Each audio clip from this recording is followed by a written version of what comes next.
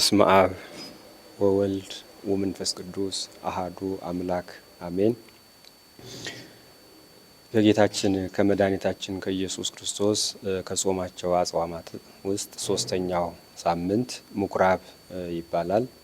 ምኩራብ ማለትም በግዕዝ ኮረበ፣ ሰራ፣ አነጸ ማለት ነው። በሌላም ትርጓሜ አመለከም ይላል። ስለዚህ ምኩራብ ማለት አዳራሽ፣ ሰፊ አዳራሽ ተሰርቶ እግዚአብሔር የሚመለክበት እግዚአብሔርን ደጅ የሚጸኑበት ቦታ ማለት ነው። እስራኤላውያን በሶሎሞን የተሰራ በሀገራቸው አንድ መቅደስ አላቸው። ከዚያ በስተቀር ግን ባሉበት አካባቢ ከሰባት በላይ ከአስርም በላይ አባወራ ሲገኝ እግዚአብሔርን ደጅ የሚጸኑበት፣ ትምህርት የሚማሩበት፣ አምልኮት የሚፈጽሙበት፣ ጸሎት የሚያደርሱበት አዳራሽ ይሰሩና በዚያ ይሰበሰባሉ። በዚሁም በእስራኤላውያን ውስጥ ከ46 በላይ ምኩራብ እንደታነጸ እና እንደተሰራ መጻሕፍቶች ይነግሩናል። ቤተ መቅደሳቸው ግን አንድ ነው። በዚህ በቤተ መቅደሳቸው በዓመት 3 ጊዜ እየተሰበሰቡ እግዚአብሔርን ደጅ ይጸኑበታል፣ በዓል ያከብሩበታል። ምክንያቱም በዚህ ኦሪት ዘዳግም ምዕራፍ 16 ቁጥር 16 ላይ 3 ዓመተ ለያስተሪ ተባዕትከ ቅድመ እግዚአብሔር ውስተ መካን ዘፍሰምሮ እግዚአብሔር በወደደው ቦታ እግዚአብሔር በመረጠው ስፍራ በዓመት ውስጥ 3 ጊዜ ወንድ ቤተሰብህ ሁሉ ተሰብስበው እግዚአብሔርን ያምልክ እግዚአብሔርን ያክብር ተብሎ ለሙሴ ሕግ ስለተሰጠው ከዚህም አንጻር እነሱ በዓለ ፍስን በዓለ መጸለትንና በዓለ ሰዊትን ለማክበር ከያሉበት ቦታ እየተሰበሰቡ እየመጡ ያከብሩታል። በዓለ ፍስ በጉን አርደው አወራርደው ደሙን መቃኑን ቀብተው ከሞተ በክር ያመለጡበት ከእስራኤላውያን ከባርነት ነፃ ወጥተው ምድረ ርስትን የወረሱበት ስለሆነ ያንን ዕለት ያንን መታሰቢያ አድርገው ሁሉም ተሰብስበው በመጋቢት 25 እስከ ሚያዝያ 23 ባለው ዕለታት ውስጥ ይውላል። እያርግና እየወረዳላቸው ከነዚህ ውስጥ በአንዱ ቀን ያከብራሉ ከያሉበት ቦታ እየመጡ። ሁለተኛ ደግሞ በዓለ መጸለት ነው። ይሄ በዓለ መጸለት ደግሞ ከሚያዝያ 29 እስከ ከመስከረም 29 እስከ ጥቅምት 27 ድረስ ከያሉበት ቦታ እየመጡ እየተሰበሰቡ ያከብሩታል። ሶስተኛ ላይ በዓለ ሰዊትን ያከብራሉ። ይሄ በዓለ ሰዊትም መነሻው ግንቦት 15 ነው። ያርጉ ደግሞ ላይ ያለው ሰኔ 13 ነው። በእነዚህ ባሉት ዕለት ውስጥ ከአንዱ ቀን በሚውልበት እየመጡ በየሀገራቸው ያከብራሉ ማለት ነው። ይሄም በዓል የሚያከብሩት ቤተ መቅደሱ አካባቢ ቤተ መቅደሱ ገረገራ ተሰብስበው ነው። ከዚህም አንጻር ጌታችን መድኃኒታችን ኢየሱስ ክርስቶስ በዚያ በቤተ ምኩራብ ሲመላለስ በዚያ ሲያስተምር ወደ ቤተ ምኩራብ ሲመለከት ኃጢአት ሰፍኖ ኃጢአት ገዝፎ ተመለከተ። ወደ ቤተ ምኩራብ የነበረው በደል የነበረው ኃጢአት አንደኛ ላይ በዚያ በውስጥ ያሉት አገልጋዮች ሁሉም ካህናቱ ቃሉን በልብሳቸው በሰውነታቸው ይጽፉና በሕዝቡ መካከል ይመላለሳሉ። መጻሕፍቱም በአንደበታቸው ይናገራሉ። ነገር ግን ከመናገርና ከማንበብ ባለፈ የሚሰሩት ስራ አልነበረም። ሕዝቡን ግን ይቆጣጠሯቸዋል፣ ያስጨንቋቸው ነበር። ከዚህም አንጻር ነው ማቴዎስ በወንጌለ ማቴዎስ ምዕራፍ 23 ቁጥር 4 ላይ ምን ይላል? የአስሩ ጾረ ክቡደ ወአብየ ወያሰክምዎ ለሰብ ዲበ መትከፍቱ ወለሊሆሙ እሰ ኢይለክፍዎ በአጽባትሆሙ። እነሱ ከባድ ሸክም፣ ከባድ ሕግ፣ ከባድ ትእዛዝ ለሕዝቡ ይሰጧቸውና ሕዝቡን ያስጨንቋቸው ነበር። እነሱ ግን በእጃቸው እንኳን አይነኩትም ነበር ይላል። ስለዚህ ካህናቱ ከቃል ያለፈ ስራ አልነበራቸውም። ሕዝቡን ያስጨንቃሉ፣ ሕዝቡን ያስቸግራሉ። እነሱ ግን እግዚአብሔርን የማያመልኩ በስም በውስጥ ሆነው አይደለም ሊቀ ካህንነቱን ቀርቶ ከሰብአዊነት ደረጃ የወጡ ነበሩና ይህንን ተመልክቶ ጌታችን መድኃኒታችን ኢየሱስ ክርስቶስ አዝኗል። በሁለተኛ ደረጃ ላይ ደግሞ የአስራት አቀባበላቸው እስራኤላውያን ከምርኮ ከተመለሱ በኋላ በየፈለጉበት ሀገር በተለያየ ሀገር የሚኖሩ ሆነዋል። ነገር ግን ሃይማኖታቸውን ስለሚወዱ እግዚአብሔርን ስለሚፈሩ ይሄ በኦሪት ዘዳግም ምዕራፍ 16 ላይ የተሰጣቸውን ሕግ አልሻሩም። በየዓመቱ እየመጡ ያከብሩ ነበር። ሲመጡም ለቤተ መቅደሱ ለሕግ እግዚአብሔር የሚገባውን አስራት በኩራት ይዘው ይመጣሉ። ከሩቅ ሀገር ስለሚመጡ ከሩቅ ሀገር ተጉዘው ስለሚመጡ የያዙት ከብት ከሆነ ይከሳባቸዋል።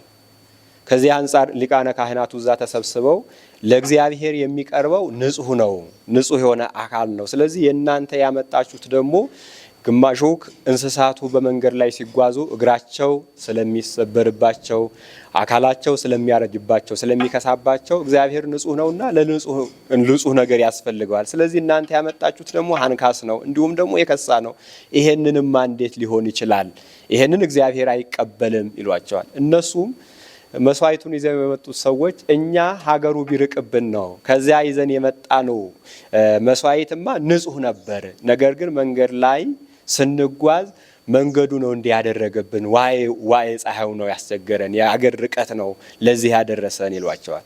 ሊቃነ ካህናቱም ይሄን ነገር የሚያደርጉት ለእግዚአብሔር ቤተ መቅደስ ቀንተው ለመስዋዕቱ ርትነት ሳይሆን እነሱ መጠቀም ስለሚፈልጉ ገንዘባቸውን ለማድለብ እነሱ ለመጠቀም ነውና በዚያ በቤተ መቅደስ ውስጥ ያለውን እንስሳ ያሳዩአቸውና ቅንነቱማ ካለ በአንድ ሁለት ይቻላል። ስለዚህ ይሄንን አምጥታችሁ ሌላ ማምጣት ትችላላችሁ፣ አሊያም ደግሞ ይሄንን በሌላ ገንዘብ ጨምራችሁ መለወጥ ትችላላችሁ ይሏቸዋል። እሺ እያሉ ምእመናኑ እንዲህ የተሰቃዩ ነገር ግን ከአምልኮተ እግዚአብሔር ሳይርቁ ይኖሩ ነበር።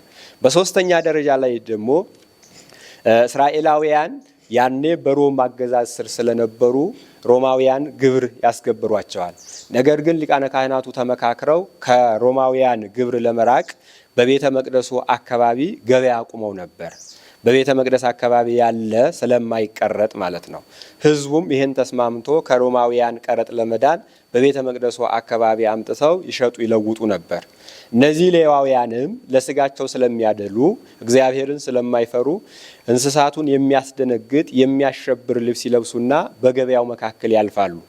ለዚያ ለመሸጥ የመጡትም እንስሳት ደንብረው ወደ ቤተ መቅደሱ ይገባሉ። በዚህን ሰዓት ባለቤቱ ሕዝቡ ከብቱን ለመውሰድ ሲመጣ ከቤተ መቅደስ የገባ አይወጣም፣ ከል የገባ አይነጣም እያሉ ይሄንን ቃል ይናገራሉ። እነሱም እግዚአብሔርን ስለሚፈሩ ከብታቸውን ትተው ይሄዱ ነበር።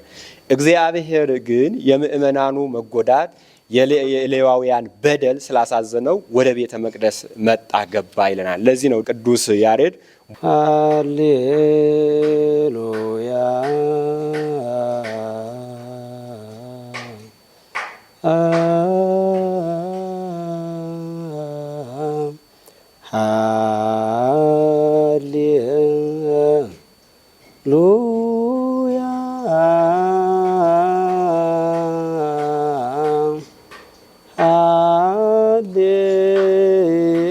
ሃሌሉያ ሃሌሉያ ሃሌሉያ ኦ ኢየሱስ ምኵራበ አይሁድ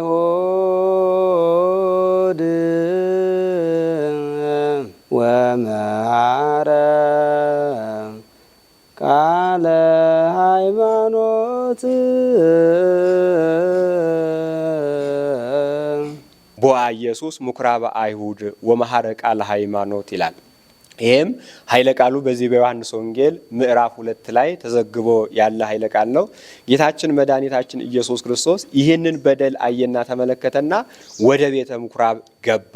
ወመሃሮሙ ቃለ ሃይማኖት፣ በዚያም የሃይማኖት ቃል አስተማራቸው፣ መከራቸው። እናንተ የሃይማኖት አባት ሆናችሁን የተሾማችሁት ከሌዋውያን የመጣላችሁ ሕግም እግዚአብሔርን እንድታከብሩ እግዚአብሔርን እንድታገለግሉ በንጽህና በቅድስና ሆናችሁ እግዚአብሔርን እንድታመልኩ ቤተ መቅደሱን እንድትጠብቁ ምእመናኑን ደግሞ ከሐዘን እንድትቀረጓጓቸው ሲቸገሩ እንድትረዷቸው አይደለም አስገድዳችሁ ልትቀበሏቸው ቀርቶ ሲቸግራቸው እንኳን ከቤተ መቅደስ አውጥታችሁ እንድትሰጧቸው ነው ሕጉ የሚያዘው። እናንተ ግን ስርዓተ መቅደሱን ትታችሁ የሕዝቡን ችግር ሳትረዱ የራሳችሁን ዓላማና የራሳችሁን አስተሳሰብ ብቻ የምታራምዱ ናችሁ። ይሄንን እግዚአብሔር ይወደዋል ወይ? እግዚአብሔር ንጹሕ ነገርን ይወዳል። ንጹሕ ነገር የሚቀርብለት ደግሞ በመጀመሪያ እናንተ ንጹሕ ስትሆኑ ነው። ምእመናኑ ሊነጹ ሲመጡ በእናንተ ምክንያት ምእመናን አዝነው ተክዘው ወደ ውጪ ይሄዳሉ፣ ከእግዚአብሔር ይርቃሉ። እናንተ በንጽህና አልኖራችሁ ይትበው ለለይበው ትከልእዎሙ። እናንተም በእደ እግዚአብሔር አልተጠበቃችሁም፣ እናንተም በንጽህና አልኖራችሁም፣ ሕዝቡን ደግሞ ወደ እግዚአብሔር አላቀረባችሁም እያለ ይመክራቸው ይገስጻቸው ነበር። በዚህን ሰዓት እነሱም ስራቸውን ስለሚያውቁ አንገታቸውን ደፉ። ምን አላቸው? ከዚያ ቀጥሎ ወይቤሎሙ ምጽዋተ አበድር እመሥዋዕት ወይቤሎሙ ምጽዋተ አበድር እምነ መሥዋዕት። እኔ ከመሥዋዕቱ ከሚቀርብልኝ መሥዋዕት ይልቅ ከሚተሰዋልኝ መሥዋዕት ይልቅ ምጽዋት ነው የምፈልገው። ይሄ ኃይለ ቃል የተጻፈው በመጽሐፍ ተጽፎ ይሄንን አታውቁም ወይ? የምታነቡት አይደለም ወይ ዘወትር? ምክንያቱም ሊቃነ ካህናቱ በዚያ ውስጥ ኦሪትን ነቢያቱን እያነበቡ ለምእመናን ያሰሟቸው ነበር። ይሄ በሆሴዕ ምዕራፍ 6 ቁጥር 6 ላይ ተጽፏል። እኔ ከመሥዋዕት ይልቅ ምጽዋትን እፈልጋለሁ። ወአእምሮ እግዚአብሔር እምነ ቁርባን፣ ከሚታረደው ከሚቃጠለው መሥዋዕት ይልቅ እግዚአብሔርን ማወቅ ነው የምወደው ብዬ ተናግሬያለሁ በነቢያት አድሬ። እናንተ ግን በመጀመሪያ ራሳችሁን መሥዋዕት አድርጋችሁ ሳትሰጡ መሥዋዕት ታቀርባላችሁ። ሁለተኛ እግዚአብሔርን ሳታውቁት ለሱ ትሰዋላችሁ። ይሄንን አታውቁትም ወይ? ይሄ ትንቢት እናንተን እየዘለፋችሁ አይደለም ወይ? እያለ ጌታችን መድኃኒታችን ኢየሱስ ክርስቶስ እነዚህን ሊቃነ ካህናት የዘለፈበት ዕለት የሚታሰብ ነው ማለት ነው። እና ይሄንን ሲነግራቸው እነሱ ደንግጠዋል። በቤተ ክርስቲያናችን አስተምሮ ቀድሞም በኦሪት የነበረው በመጀመሪያ የሰው ልጅ መሥዋዕት ከማቅረቡ አስቀድሞ መመጽወት አለበት። ምጽዋት ደግሞ በገንዘብ ብቻ አይደለም፣ ራሱን አሳልፎ መስጠት፣ ራሱን ለእግዚአብሔር ማስረከብ አለበት። አስተሳሰቡን፣ ዓላማውን፣ ልቦናውን ለእግዚአብሔር ከሰጠ ሁሉ የእግዚአብሔር ይሆናል ማለት ነው። ነገር ግን እሱ ራሱን ሳይሰጥ ራሱን ለእግዚአብሔር ሳያቀርብ ገንዘቡን ቢሰጥ እግዚአብሔር ይህንን አይቀበለውም። በነቢያቱም በዳዊትም በኢሳይያስም አድሮ የተናገረው ጌታ እግዚአብሔር አምላክ እናንተ ራሳችሁን ሳታነጹ ራሳችሁን ለእኔ ሳትሰጡ የምታቀርቡልኝ መሥዋዕት በእኔ ዘንድ የተወደደ አይደለም። እንደውም ምንድነው ያላቸው? እንደ እንስሳቱ ኩስ ነው የምቆጥረው። ለምን? እናንተ ንጹህ ስላልሆናችሁ። በንጹህ ዕቃ ያልተያዘ ነገር ንጹህ ስለማይሆን እናንተም ሰውነታችሁ ንጹህ አይደለምና የምታቀርቡልኝ መሥዋዕት ለእኔ ንጹህ አይደለም፣ እኔን የምወደው እኔ የምፈልገው አይደለም ብሎ ይሄንን ተናገራቸው። ስለዚህ እነዚህ ሰዎች ራሳቸውን ለእግዚአብሔር አልሰጡም፣ እነሱም እግዚአብሔርን አያውቁትም። እግዚአብሔር ንጹህ ነው። እግዚአብሔር ሕዝቡን የሚወድ ነው። ያንን ሁሉ ሕግ የሰራው ያንን ሁሉ መጽሐፍ ያጻፈው ምእመናን ከክፋት ወደ ጽድቅ ከኃጢአት ወደ ንጽህና ወደ ቅድስና እንዲመላለሱ ነው። ነገር ግን ከምእመናኑ ሳይሆን ችግር የነበረው ከካህናቱ ነበርና ለምእመናኑ ከቤተ እግዚአብሔር እንዲርቁ መሥዋዕታቸውን በአግባብ እንዳያቀርቡ እነዚህ ካህናት አግባብ አዊ ሕግን ስላልሄዱ ለጥፋት ምክንያት ስለሆኑ እነሱን ቀርቦ ምን አላቸው? እናንተ የምትሰውልኝ መሥዋዕት፣ እናንተ የምታቀርቡልኝ ምጽዋት ይሄ በእኔ ዘንድ የተወደደ አይደለም። ለምን? ራሳችሁን አልሰጣችሁም። ሁለተኛም ደግሞ እግዚአብሔርን አታውቁም። ወመሃሮሙ ቃለ ሃይማኖት። ይሄ ነው ሃይማኖት ማለት እግዚአብሔርን ማምለክ ነው፣ እግዚአብሔርን ማወቅ ነው። በመጀመሪያ እግዚአብሔርን ወቁት፣ ወደ እግዚአብሔር ቅረቡ። እግዚአብሔር እናንተን ይፈልጋችኋል። ከገንዘባችሁ ይልቅ ከሀብታችሁ ይልቅ ከጊዜያችሁ ይልቅ እሱ የሚፈልገው የእናንተን ሰውነት ነውና በመጀመሪያ ሰውነታችሁን ስጡት። ብዙ መጻሕፍት ተምራችኋል። ያን የተማራችሁትን ደግሞ በሰውነታችሁ በልብሳችሁ ላይ ጽፋችሁ እየተመላለሳችሁ ነው። ይሄ ግብዝነት ነው። ይሄ ዋጋ አያሰጥም። ሁሉን ጽፎ በሰውነት ላይ ከመጻፍ አንዱን መስራት ይበልጣልና፣ ስለዚህ በመጀመሪያ ራሳችሁን መጽዋት አድርጋችሁ ለእግዚአብሔር ስጡ ብሎ ይሄንን ኃይለ ቃል ያስተማረበት የሚታሰብበት ሳምንት ነው። ከዚያ ቀጥሎ ምንድን ነው ያላቸው? አነ ውእቱ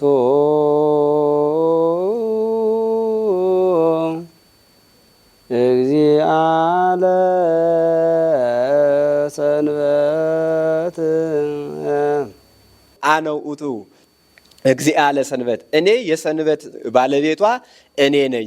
በዚህ በኦሪት ዘፍጥረት ምዕራፍ 2 ላይ ስንመለከት አመሳቤት ዕለት አይረፈ እግዚ እምኩሉ ግብሩ፣ እግዚአብሔር አምላክ 6 ቀን ፍጥረታትን ሲፈጥር ቆይቶ በሰባተኛው ዕለት አረፈ ተብሎ የተነገረልኝ የሰንበት ባለቤት እኔ ነኝ።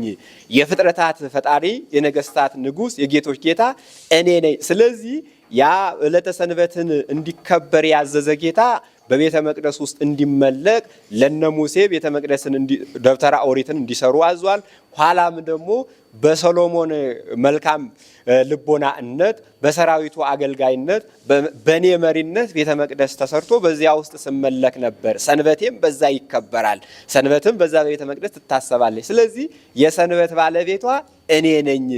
እኔን አላወቃችሁኝም።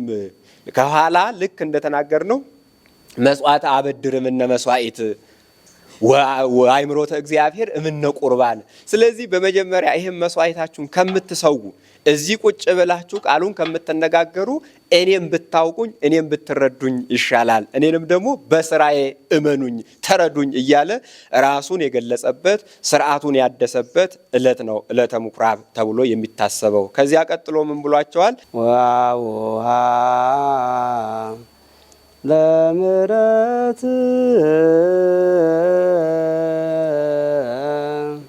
እግዚአ ውእቱ ለሰንበት። አቡሃ ለምሕረት፣ እኔ የምሕረት የይቅርታ ባለቤት ነኝ። እናንተ ግን ምሕረት አይደለም እየሰራችሁ ያላችሁት፣ ህዝቡን እያሳዘናችሁ ነው፣ እያስለቀሳችሁ ነው። ምንም አትራሩም። ችግሩ ለመላቀቅ ገንዘብ በሬውን ሸጦ ችግሩን ለማስወገድ ወደ ገበያ ይዞ ሲመጣ በሬውን አስደንብራችሁ ትቀበሉታላችሁ። የሱን ገንዘብ የእናንተ ታደርጋላችሁ። ከሩቅ ሀገር እግዚአብሔርን ደጅ ለመጽናት በጾም በጸሎት እግዚአብሔርን ለመለመን ከብት ነርቶ መስዋዕት ይዞ ሲመጣ እናንተ ያንን አሳቃችሁ ይሄንን እግዚአብሔር አይወድልህም ብላችሁ ታስደነግጡታላችሁ። እኔ ግን የምፈልገው ህዝብን ነው፣ ምእመናን ነው። የምሕረት ባለቤት ነኝ። ብዙ ይቅርታን ገንዘብ ማድረግ ለምእመናንም የምሰጥ ነኝ። በዚህም ሊቃውንት ተባብረውበታል። ወያሰሰብ ግብረ እጹበ እምኔነ አላ ከመንት መየጥ ሀቤሁ ወንጽራ ሀቤሁ። ከኛ እግዚአብሔር አምላክ ብዙ ሰዓትን ብዙ ገንዘብን አይፈልግም። ይልቅ ወደሱ በንስሐ እንድንመለስ ልቦናቸውን እንድንሰጠው ነው እንጂ። ወተተአዶ አይላፈ ኃጢአተ፣ ብዙ ኃጢአትን ይቅር ትላለ። ወታቀውም ውህደ ተክለ ጽድቅ፣ ጥቂቷን መልካም ስራ ብዙ አድርገው ዋጋ ትሰጣለ። ወተሐስስ ምክንያተ ለድሂን፣ አንተ ሰውን ለማዳን ሰውን ለመርዳት ምክንያት ትፈልጋለህ ብለው ሰለስቱ ምዕት ተናግረዋል። ስለዚህ እኔም ሰውየው ወደ እኔ ከተመለሰ እኔን ከፈለገ ገንዘብ ባይኖረው ገንዘቡን ትቶ ወደ እኔ ከመጣ ዋጋውን እሰጠዋለሁ። በእኔ ያለው ይቅርታ ቸርነት በገንዘብ የሚለካ አይደለም። የአምልኮት መገለጫ ይሆን ነው ትእዛዝ የታዘዘው። ነገር ግን የሚሰጠው ከሌለ ካመነ ወደ እኔ ከመጣ ዋጋውን እሰጠዋለሁ። ስለዚህ የምሕረት ባለቤት እኔ ነኝ ብሎ ጌታችን መድኃኒታችን ኢየሱስ ክርስቶስ ለነሱ ይሄንን አስተምሯቸዋል፣ ገልጾላቸዋል።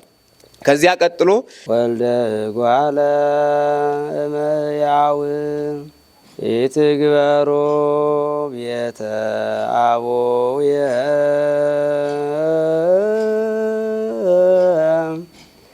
ቤተ ምስያጥ ቤተ የሰ ቤተ ጸሎት ይሰመይ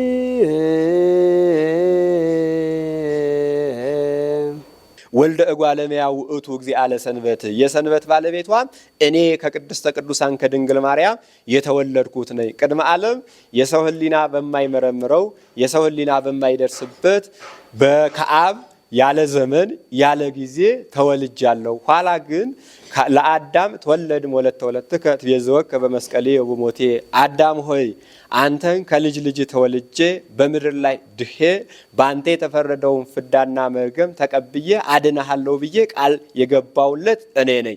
ስለዚህ ዛሬ በስጋ የምታዩ በስጋ የማነጋግራችሁ ከፊታችሁ የቀረብኩት እኔ ዘላለማዊ ጌታ ነኝ። የምሕረት ባለቤት ነኝ። የሰንበትን ባለቤት እኔ ነኝ። ሰንበትን ላከበረ ቤተ መቅደሱን ስርዓቱን ለጠበቀ ዋጋውን የምሰጠው እኔ ነኝ ብሎ ጌታችን መድኃኒታችን ኢየሱስ ክርስቶስ ለነዚህ ለካህናት ነግሯቸዋል፣ አስተምራቸዋል። በዚህን ሰዓት ይህን ከነገራቸው ካስተምራቸው በኋላ በዚህ በትንቢተ ኢሳይያስ ምዕራፍ 56 ቁጥር 8 ላይ የተጻፈ ኃይለ ቃል አለ።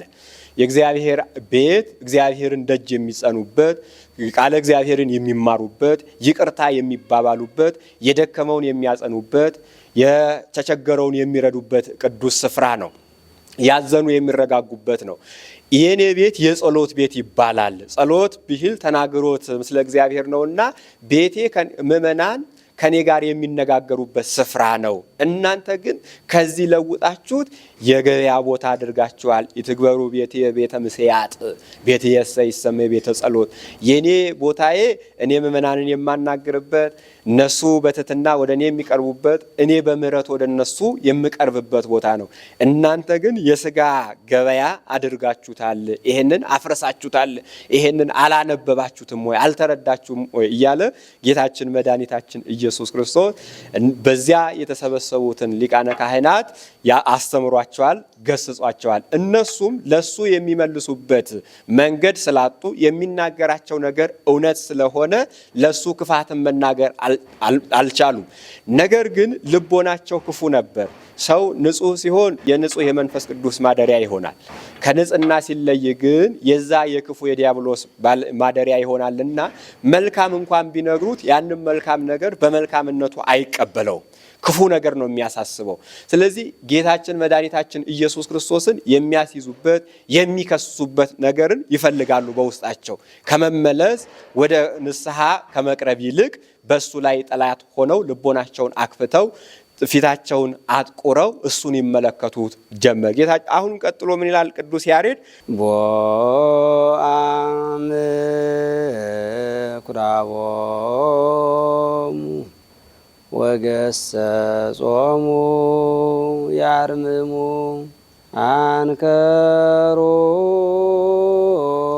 ምሮቶ ሞገ ሰቃሎ ወጣዕመ ነገሮ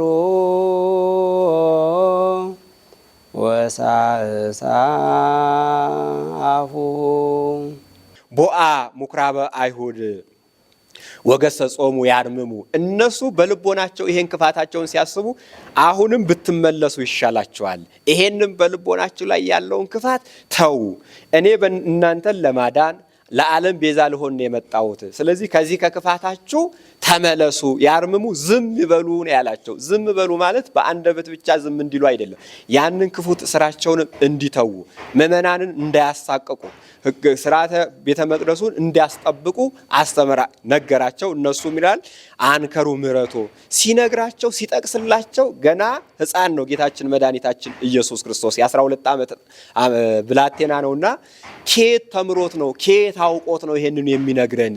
የነገረንም ቤትየሰ ቤተ ጸሎት ይሰመይ የሚለው በትንቢተ ኢሳይያስ ምዕራፍ 46 ላይ አለ።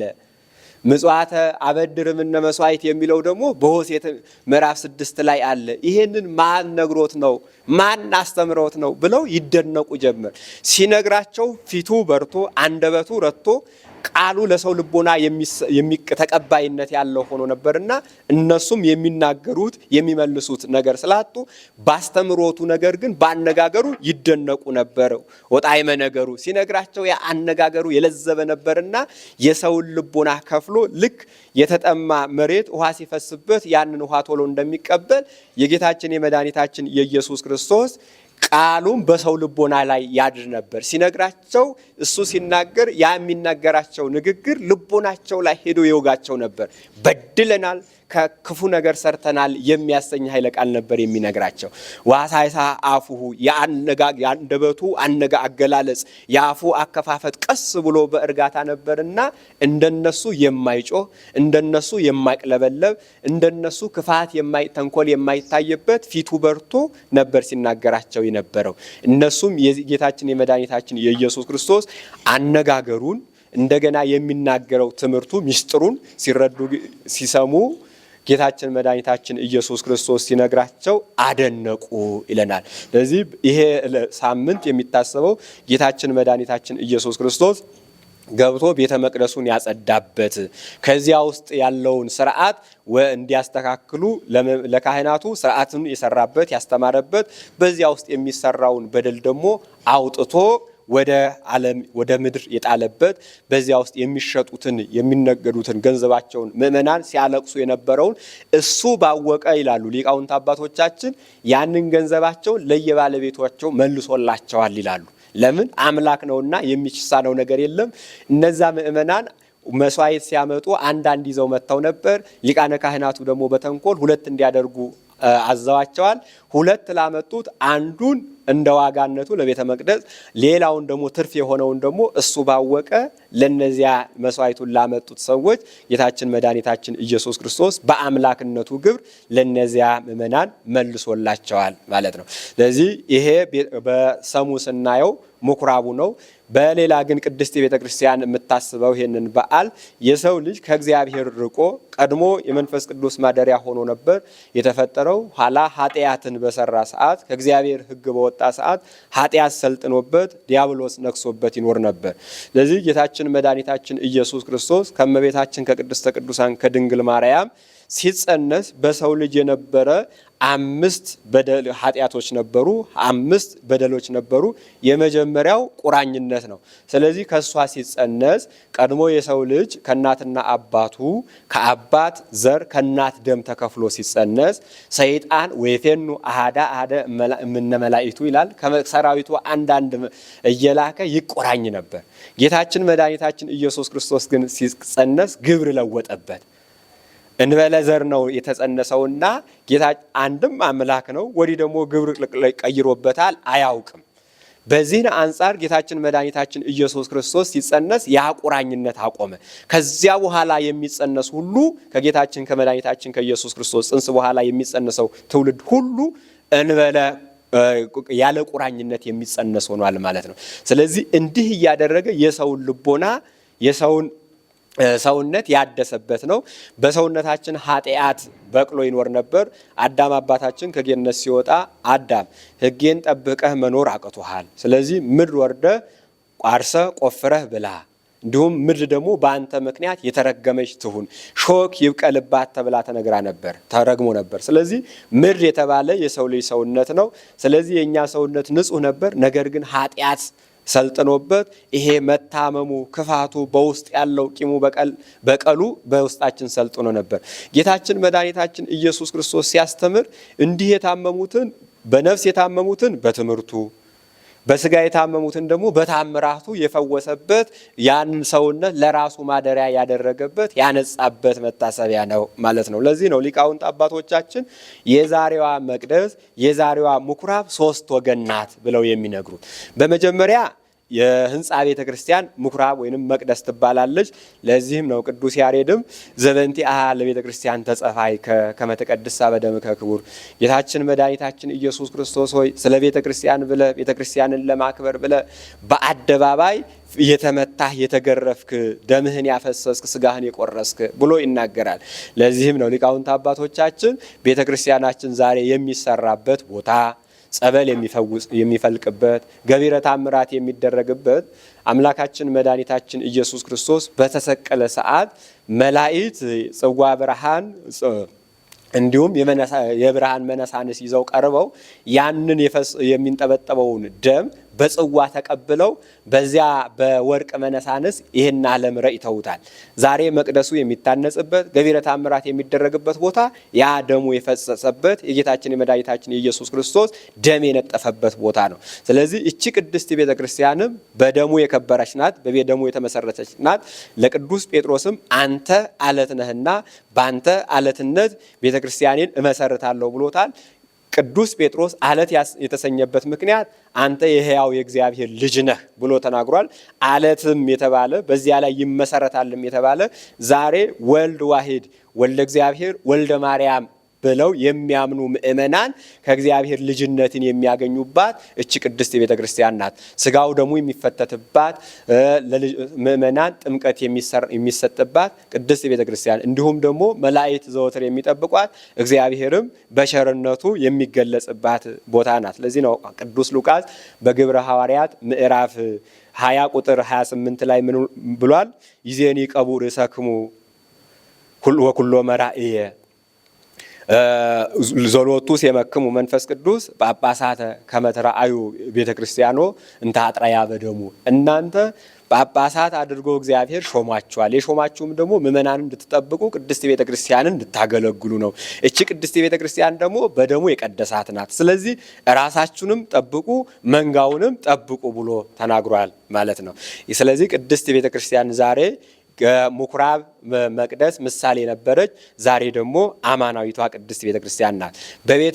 ያኔ በቤተ መቅደሳቸው መሶበ ወርቅ ነበር፣ በትረ አሮን አለ፣ እንዲሁም የክብር ጽላቱ በዛ ይኖር ነበር። ዛሬ ደግሞ አማናዊቷ ቅድስት መሶበ ወርቅ እመቤታችን እንደ ጸጋዋ እንደ እናትነቷ እንደ አማላጅነቷ የምትከበርበት ያ ቀድሞ መስዋዕተ በግ ሲቀርብበት ነበረ። ዛሬ ደግሞ አማናዊው በግ ክርስቶስ የሚፈተትባት የሚሰዋባት ቅድስት ቤተ ክርስቲያን ናት። ቀድሞ በቤተ መቅደስ ውስጥ በትረ አሮን ነበር።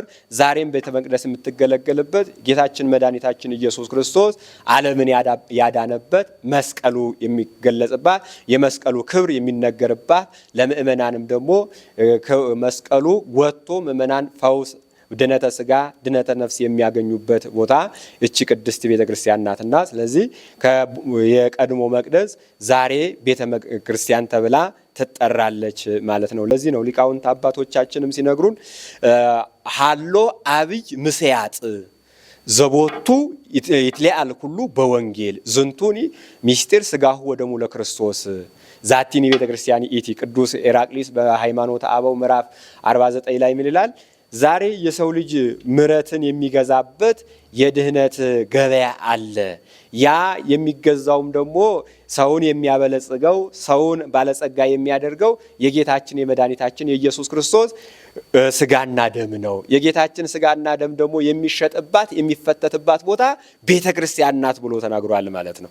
ያኔ ምእመናኑ በስጋቸው ኃጢአት ሲመጣባቸው ከቤተ መቅደሱ ሄደው አልቅሰው መስዋዕት አቅርበው ከዛ ከደዌያቸው ይፈወሱ ነበር። ዛሬም የሰው ልጅ ደግሞ ኃጢአት ሲሰራ ከእግዚአብሔር ሲርቅ መጥቶ በቤተ መቅደስ ቀርቦ ለካህናት ተናዞ ስርየትን የሚያገኝበት ከእግዚአብሔር የሚታረቅበት ቦታ ቅድስት ቤተ ክርስቲያን ናት። እቺ ቅድስት ቤተ ክርስቲያንም ልክ ቀድሞ በቤተ መቅደስ ጸሎት፣ አምልኮት፣ መስዋዕት፣ ትምህርት ሲሰጥበት እንደነበረው ዛሬም ምእመናን ቃለ እግዚአብሔርን የሚማሩበት መጥተው ከእግዚአብሔር ጋር በጸሎት የሚነጋገሩበት ኋላ የጌታችን የመድኃኒታችን የኢየሱስ ክርስቶስ ስጋና ደም ተሰውቶላቸው የሚመገቡበት ነው ቅድስት ቤተ ክርስቲያን ማለት ነው። በእነሱ ቀድሞ ቦታ ነበራቸው። በስተደቡብ በኩል ደግሞ ከአባቶቻችን ተግሳጽ እንቀበላለን። ከምዕራብ በኩል ደግሞ ምዕዳን እንሰማባታለችን ቅድስት ቤተ ክርስቲያን ማለት ነው እና የቀድሞዋ መቅደስ ተብላ ስትጠራ የነበረችው ዛሬ አማናዊቷ መቅደስ ህንፃ ቤተ ክርስቲያን ጌታችን መድኃኒታችን የሚገለጹባት እኛም ተሰብስበን ቃሉን የምንሰማባት ስፍራ ናት። ሁለተኛ ላይ መቅደስ የተባለ አካለ ምእመናን አካለ ሰብ ነው። ያመነ የተጠመቀ ሁሉ ለእግዚአብሔር መቅደሱ ነው። ለዚህ ነው ሐዋርያው ቅዱስ ጳውሎስ እናንተ በዚህ በአንደኛ ቆሮንቶስ ምዕራፍ 6 ቁጥር 19 ላይ እናንተ የእግዚአብሔር ቤተ መቅደስ እንደሆናችሁ አታውቁምን? እግዚአብሔር አክብሯቸዋል። እግዚአብሔር ቀድሷችኋል፣ እግዚአብሔር መርጧችኋል።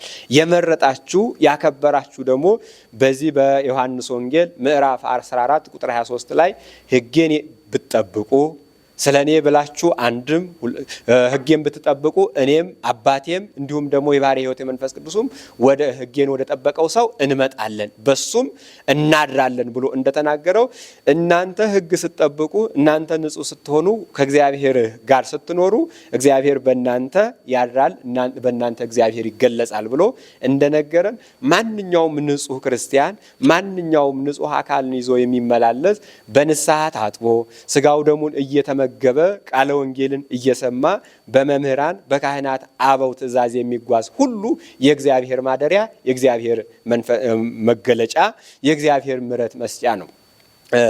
ሊቁ አረጋዊ የሚባለው ሰውም ብሏል ወሶበ ይመውቅ ንስቲተ በጸጋ መንፈስ ቅዱስ የሰው ልጅ በተሰጠው ጥምቀት ጸንቶ ከኃጢአት ርቆ ጽድቅንና ቅድስናን የሚሰራ ከሆነ ይትራአይ ጸጋ እግዚአብሔር በላዕሌሁ ወእግዚአብሔር እኒ ሄውጽ በእንቲአሁ በላዕሌሁ ሕዝቦ የእግዚአብሔር ቸርነት የእግዚአብሔር ምሕረት በሱ ላይ ይገለጻል። በሱ ላይም እግዚአብሔር አድሮ ደግሞ ምእመናንን ይጠብቃል ይላል። ልክ ቤተ መቅደስ ስንመጣ እግዚአብሔርን እንደምናገኘው ከእግዚአብሔር ጋር እንደምንታረቅ ቦታውን ስንረግጥ ቦታውን ስንዳስስ ፈውስ እንደምናገኝ ሁሉ በዚያውም ደግሞ የእግዚአብሔርን ሕግ የሚጠብቅ ደግ የሆነ ሰው ከኃጢአት የራቀ ሰው እግዚአብሔር በሱ ላይ ያድራል፣ በሱ ላይ ይኖራል። በሱ ላይ ሲያድር ደግሞ እግዚአብሔር ምሕረቱን ቸርነቱን በሰውየው ላይ ይገልጻል። እግዚአብሔር ደግ እንደሆነ ያ ሰውዬም ደግ ይሆናል ማለት ነው። ስለዚህ ደግ ከመሆኑ አንጻር ደግሞ ለሰው ይመጸውታል፣ ይሰጣል። እግዚአብሔር ራሱን አሳልፎ ነው ለዓለም የሰጠው። ሰው ገንዘብ ይሰጣል፣ ጉልበት ይሰጣል። ክርስቶስ ግን ለዓለም የመጸወተው ራሱን ነው። ስለዚህ ይሄ ደግ ከመሆኑም አንጻር ደግሞ ራሱን አሳልፎ ይሰጣል ማለት ነው። ራሱን አሳልፎ ሲሰጥ ለሰው ችግር ሲደርስ እግዚአብሔርን በሱ ላይ ይሄን ሰው ልኮ በዚህ ሰው ምክንያት ያዳነኝ የረዳኝ እግዚአብሔር ይመስገን ብለው በሱ አማካኝነት እግዚአብሔርን ያመሰግናሉ፣ እግዚአብሔርን ያገለግላሉ፣ ወደ እግዚአብሔር ይመጣሉ ማለት ነው። ስለዚህ ደግ ሰው ንጹህ ሰው ነፍስ ጽሪት ታገምርዎ ለዘያገምርዎ ሰማይ ወምድር ሰማይና ምድር የማይወስኑትን እግዚአብሔርን ንጽሕት አካል ትሸከመዋለች ትወስነዋለች ነው። ያ የማይወሰነው አምላክ በእነሱ ላይ በረድኤት ይወሰናል። ያ የማይዳሰሰው አምላክ በእነሱ ላይ በምሕረት ይዳሰሳል ማለት ነው። ያ ነጸባራቃዊ አምላክ ያ ግሩም አምላክ እነሱም ግሩማን ያደርጋቸዋል። ያ የሚፈራው አምላክ እነሱም መልካም ስራ ከመስራታቸው አንጻር አጋንንት እነሱን ሲፈሯቸው ደጋግ ሰዎች ወደ እነሱ ቀርበው በእነሱ ምክንያት ከእግዚአብሔር ሲታረቁ ይታያሉ ማለት ነው። ለዚህ የሰው አካልም የሰው ሰውነትም ዛሬ የእግዚአብሔር ማደሪያ የእግዚአብሔር መቅደስ ነው።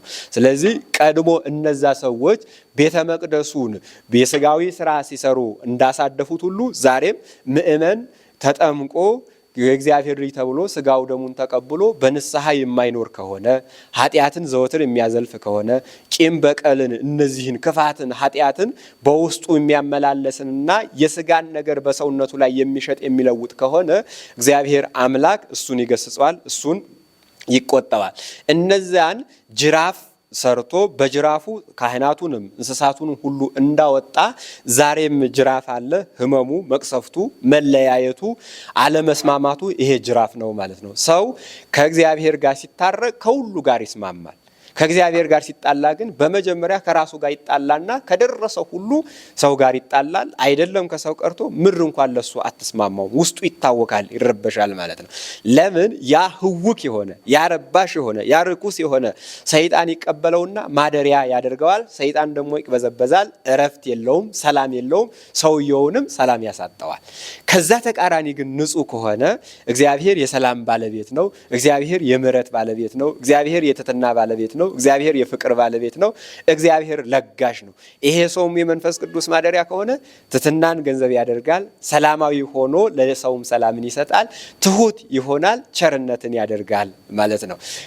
በሶስተኛ ደረጃ ቤተ መቅደስ ተብሎ የሚነገር በአዲስ ኪዳን ማህበረ ቤተክርስቲያን፣ ማህበረ ምእመናን ቤተክርስቲያን ተብለው በመጽሐፍ ቅዱስ ጊዜ ብዙ ጊዜ የሚገለጽላቸው ጳውሎስም የነገረን ምእመናኑ በአንድነት ሲኖሩ በአንድነት ተሰብስበው እግዚአብሔርን ሲያመልኩ እነሱ ቤተ ክርስቲያን ተብለው ይጠራሉ።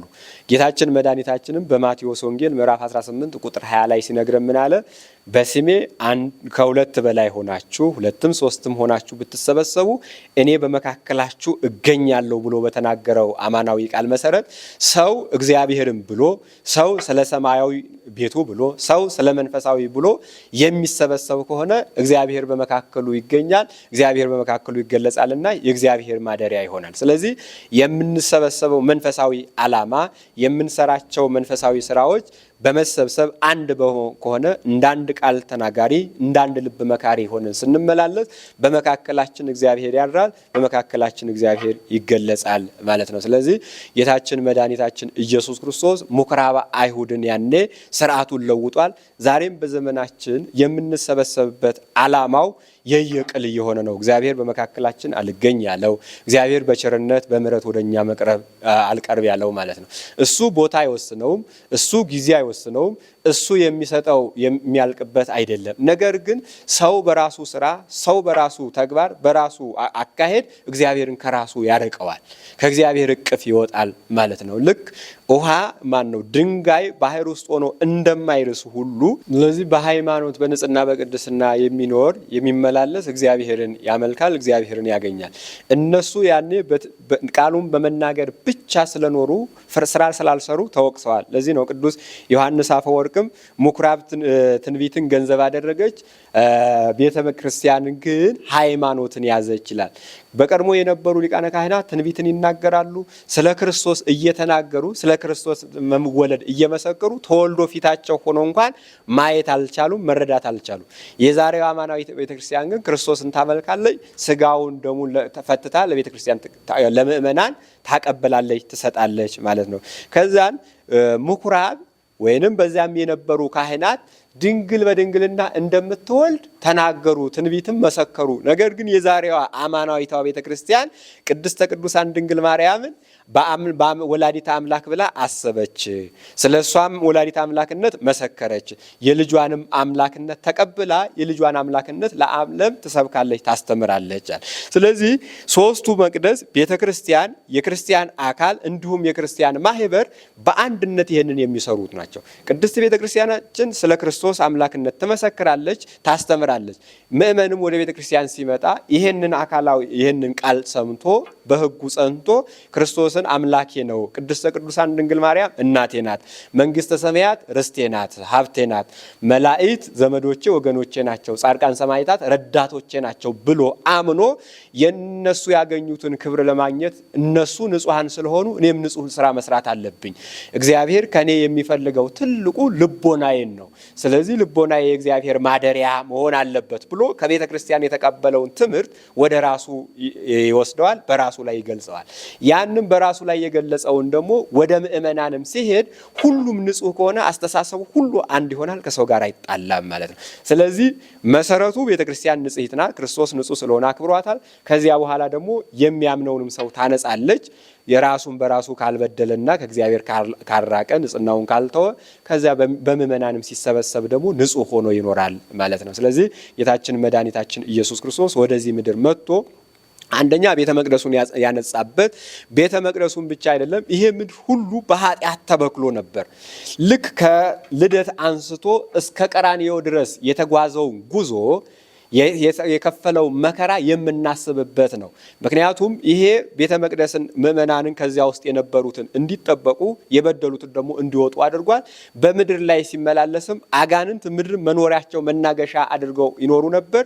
በኪደተ እግሩ ባርኮታል፣ ቀድሶታል ማለት ነው። ሲወለድ በበረት የተወለደው እንስሳ የሰው ልጅ እንስሳ ሆኖ ነበር በግብሩ። ለያ እንስሳ የሆነውን ሰው ለመፈለግ ነው እንዲህ እያለ እስከ ቀራንዮ ድረስ የተመላለሰው ጌታችን መድኃኒታችን ኢየሱስ ክርስቶስ ያም በሰው ልቦና ገዝፎ የነበረውን የሰውን ልቦና ማደሪያ አድርጎ የነበረውን የሰው ዲያብሎስን ድል ለመንሳት ጥበቡን ለመሻር ጌታችን መድኃኒታችን ኢየሱስ ክርስቶስ የሰራውን ስራ በዚህ ሳምንት የምናስብበት የምንባርበት ወቅት ነው ማለት ነው።